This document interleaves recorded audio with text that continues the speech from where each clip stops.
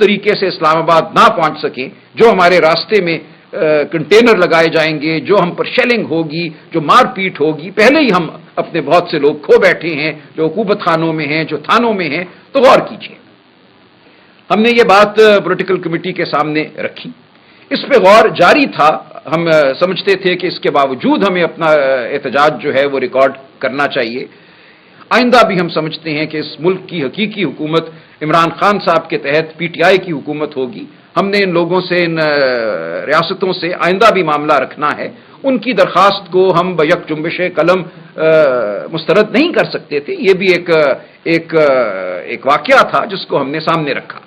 اسی طرح ہمارے جو اس وقت آئین کی بقا میں جو ہماری جد و جہد ہے، اس میں جو ہمارے حلیف ہیں مولانا فضل الرحمان اس میں سر فہرست ہیں، ان کا کردار جو ہمارے سامنے آیا ہے، جو انہوں نے ثابت قدمی دکھائی ہے، یہ میں سمجھتا ہوں انشاءاللہ قائم رہے گی اور پاکستان کی تاریخ میں سنہرے حروف میں لکھی جائے گی۔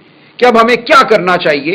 ہمارے سامنے خان صاحب کی صحت، ان کی زندگی سب سے مقدم امر تھا۔ ہم سمجھتے تھے کہ یہ کہہ دینا کہ ان سے ملاقات نہیں کرائی جائے گی، معالج کو نہیں ملایا جائے گا، یہ غلط رویہ تھا، اس کے خلاف احتجاج ہمارا حق تھا۔ اس وقت جتنی ضرورت مزاحمتی سیاست کی پاکستان کو ہے، پاکستان کے مستقبل میں جو فلاح ہم دیکھنا چاہتے ہیں اس کو ہے، وہ شاید پاکستان کی تاریخ میں کبھی نہیں تھی۔ ہم ایک تاریخ گھاٹی کے دھانے کھڑے ہیں، اس سے آگے مجھے تباہی نظر آتی ہے۔ یہ ملک مجھے ان لوگوں کے ہاتھ نظر آتا ہے جو نہ تاریخ کا ادراک رکھتے ہیں، نہ معیشت کا ادراک رکھتے ہیں، نہ شرافت کو کچھ سمجھتے ہیں۔ دیکھیے، پاکستان کی تاریخ میں ایسے مواقع آئے ہیں، اتنا کبھی ماحول شاید کبھی بھی نہیں ہوا۔ میں جب ایوب خان صاحب کے دور کو دیکھتا ہوں، اور اکثر ہمیں جو دوست ملتے ہیں حکومتی یا مقتدرہ کے، وہ ایوب خان صاحب کے دور کی بڑی تعریف کرتے ہیں اور کہتے ہیں ہاں بس یہ غلطی ہوئی ایوب خان صاحب سے کہ انہوں نے جبر ذرا کم کیا، زور سے ان کو دبانا چاہیے تھا، جو تحریک سن 69 میں یا 68 میں شروع ہوئی تھی۔ وہ چاہتے تو اس کو دبا دیتے، لیکن انہوں نے وہاں کمزوری دکھائی۔ یہ ایک وہ بے وقوفانہ سوچ ہے جو مجھے اب اس وقت ابھرتی نظر آ رہی ہے حکومتی ایوانوں میں، کہ جبر سے یہ ملک آگے بڑھے گا۔ ایوب خان کا دور کوئی مثالی دور تھا، کمی صرف یہ تھی کہ جبر کم کیا گیا آخر میں، لیکن ایسا نہیں ہے۔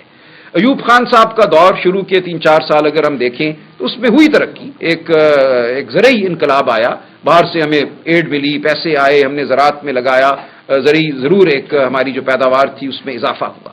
اس کے بعد 1962 میں ایک ایسا آئین دیا گیا جس میں نہ بنیادی حقوق تھے، نہ عوام کو ووٹ دینے کا براہ راست حق تھا۔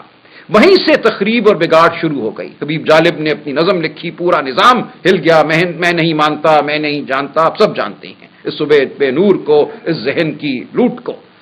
وہاں سے حالات بگڑنا شروع ہوئے۔ پھر محترمہ فاطمہ جناح کے ساتھ ایک الیکشن کیا گیا، اس میں محترمہ کو دھاندلی کے ذریعے ہرایا گیا۔ اس کے بعد جب آپ دھاندلی اس سطح کی کر دیتے ہیں تو آپ کا کوئی اخلاقی جواز نہیں رہتا حکومت میں رہنے کا۔ ایوب خان صاحب اپنا اخلاقی جواز 1964 کے آتے تک کھو چکے تھے۔ اس کے بعد تباہی ہوئی، ایک جنگ آپ نے برپا کی ملک پہ، وہ بھی ایک پیچیدہ معاملہ ہے 1965 میں۔ اس کے بعد اگر آپ دیکھیں تو اس ملک کی معیشت نے صرف تنزلی کی جانب رخ کیا۔ تھوڑا سا ہمیں علمی ایک پیرایا اپنانا چاہیے اس گفتگو میں۔ سرتاج عزیز صاحب اس وقت پلاننگ کمیشن میں تھے، ان کی کتاب اگر آپ پڑھیں، میں سب کو دعوت دوں گا، بٹوین ڈریمز اینڈ ریالٹی۔ وہ یہ کہتے ہیں کہ ہم پلاننگ کمیشن میں بیٹھے ہوئے ایوب خان کے دور میں یہ سمجھ رہے تھے یہ IMF سے لون آ گیا، یہ امریکہ نے پیسے دے دیے، یہ روس نے کہا کہ سٹیل مل لگا دیں گے، اب تو پاکستان کے وارے نہیں آ رہے، اب تو ہم ترقی کریں گے۔ پاکستان چل پڑا، دوڑ پڑا، اور پھر کہتی ہے ایک دن بھگ کر کے سب کچھ اڑ گیا۔ ہمیں پتا چلا کہ لوگ تو بہت ناخوش تھے۔ مشرقی پاکستان ہو یا مغربی پاکستان ہو، جو تحریک یہاں چلی 1968 کے بعد، وہ ایک تاریخی نوعیت کی تحریک تھی۔ تو کہتے ہیں ہم جب بیٹھ جاتے ہیں ان اونچے ایوانوں میں تو ہمارا رابطہ رشتہ عوام سے کٹ جاتا ہے۔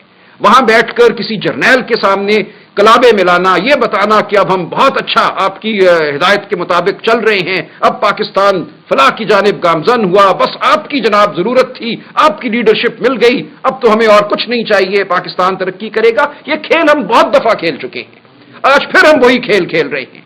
آج پھر ہم یہ سمجھ رہے ہیں کہ جبر کے ذریعے پاکستان ترقی کرے گا۔ جو اس کو ایک ضرورت تھی ڈنڈے کی، وہ ڈنڈا مل گیا، اب ڈنڈا چلاؤ، ڈنڈے سے پاکستان میں نہریں بہیں گی شہد کی اور دودھ کی۔ ایسا نہیں ہوگا۔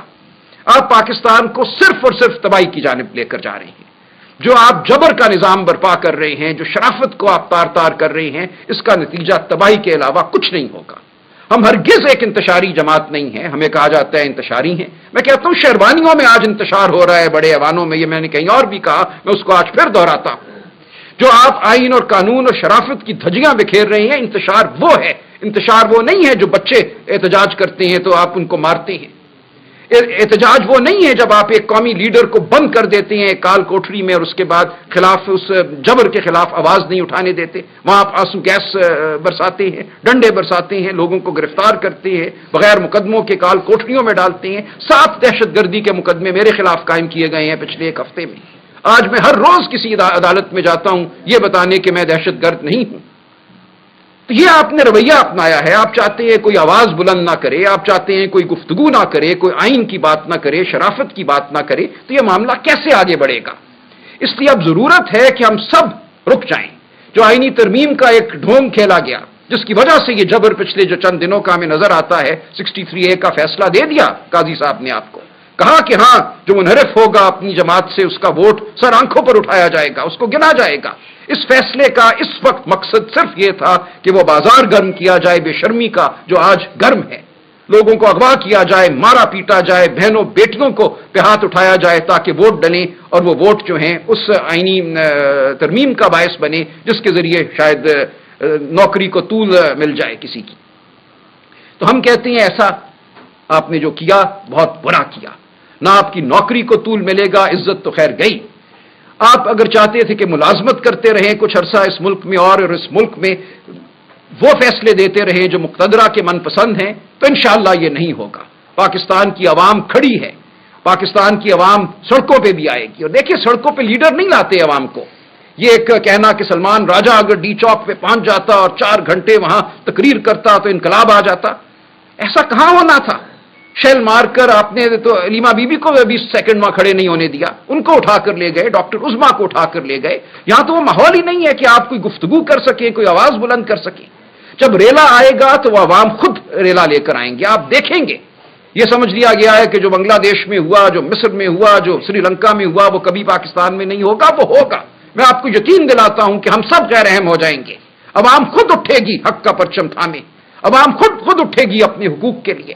ہم کھڑے ہیں، ہم عوام کی آواز بنیں گے، ہم فکری رہنمائی دیں گے. اگر ضروری ہوگا تو میں چھلاوا بن کے ڈی چوک پہ شیل بھی کھا لوں گا جتنا میں کھا سکتا ہوں 58 سال کی عمر میں گلیوں میں بھی دوڑ لوں گا. لیکن یہ معاملہ نہیں ہے. معاملہ اصل یہ ہے کہ آپ عوام کی تضحیک کر رہے ہیں. آج آپ عوام کو غیر اہم سمجھ رہے ہیں. آپ سمجھتے ہیں کہ کوئی آپ کا اور اشرافیہ کا معاہدہ ہے اس ملک کی، اس کے تحت وہ ترقی ہوگی جو 77 سال سے ہو رہی ہے، جس سے عوام کو کچھ نہیں ملا. آج بھی عوام بھوکی ہے. اس ملک میں 8 کروڑ لوگ ہیں، بچے ہیں 5 سے 15 سال کی عمر کے. اس میں سے صرف 10 لاکھ بچے جاتے ہیں بیکن ہاؤس اور سٹی سکول اور گرامر سکول اور دیگر جو آپ کے سکول ہیں. 7 کروڑ 90 لاکھ بچے کہاں جاتے ہیں؟ ان کو کیا تعلیم دی جاتی ہے؟ جب وہ 18 19 20 21 22 سال کے ہوتے ہیں تو ان کے ہاتھ میں کیا ہنر ہوتا ہے؟ یہ ہے وہ وجہ جس کی وجہ سے اس ملک میں غم ہے، اس ملک میں غصہ ہے. آپ نے پوری ایک جنریشن، ایک پود ایسی پیدا کی جس کو آپ نے نہ تعلیم دی نہ صحت دی، اور اس کو یہ کہا کہ اب تم موبائل فون پہ خواب دیکھو. غصہ ہی اس کا انجام ہونا تھا، اور وہ غصہ ہے، وہ غصہ پنپ رہا ہے، وہ غصہ پھٹے گا. اس غصے کا واحد میں کہتا ہوں حل یہ ہے کہ آپ عوام کو گلے لگائیں. اس ملک میں آپ وسائل کی تقسیم دوبارہ کریں. آپ سکول اور ہسپتال عوام کے لیے بنائیں. آپ بڑے بڑے سکول اور بڑے بڑے ہسپتال صرف اشرافیہ کے لیے نہ بنائیں. پاکستان کی عوام جس نے 8 فروری کو ایک خاموش انقلاب برپا کیا اپنے ووٹ کے ذریعے، اسی لیے کیا کہ وہ عمران خان کو نجات دہندہ سمجھتی ہے. وہ سمجھتی ہے کہ عمران خان اور پی ٹی آئی ان کے تحفظ کے لیے، ان کے حقوق کے لیے لڑیں گے، اور ایسا ہی ہوگا. ہم لڑتے رہیں گے. ہم پہ جو تہمت لگانا چاہتے ہیں، یہ ایک بالکل سوچا سمجھا ایک منصوبہ ہے کہ تہمت لگاؤ ان لوگوں پر، ان کو عوام کی نظر میں بے قدر کر دو، کر دیں. دیکھیے ہماری زندگیاں تو چل ہی رہی تھی. میں اس ملک کا ایک کچھ اچھا بھلا وکیل تھا. میں واپس چلا جاؤں گا. کروڑوں کی وکالت ہے، گولف کورس ہے، وہ زندگی تو ہم جی سکتے ہیں. کیا ضرورت ہے؟ ہم سب کو، شائستہ بیٹھی ہیں، صاحبزادہ صاحب بیٹھے ہیں، ہم سب اگر چاہیں تو آنکھیں بند کر کے سر جھکا سکتے ہیں. جی حضوری تو ہم سب کر سکتے ہیں. ہم سب سینیٹر بھی بن جائیں گے، اٹارنی جنرل بھی بن جائیں گے، سب کچھ ہو جائے گا ہمارے لیے. لیکن عوام وہیں رہے گی. ہم اس لیے نکلے ہیں باہر اپنی زندگیوں کو چھوڑ کر کہ ہم چاہتے ہیں کہ عوام کی بات کی جائے. ہم عمران خان کا ساتھ اس لیے دے رہے ہیں کہ وہ حقوق کی بات کر رہا ہے, وہ ان اصولوں کی بات کر رہا ہے جو انسانیت کے لیے اہم ہیں, جو ہمارے آئین اور قانون کے اصول ہیں. تو ہم بڑے ادب سے لیکن پورے عزم سے یہ کہتے ہیں کہ ہم کھڑے رہیں گے, ہم لڑتے رہیں گے, ہم آئینی جنگ بھی لڑیں گے, قانونی جنگ لڑیں گے, اور ضروری ہوگا تو سڑکوں پہ بھی لڑیں گے.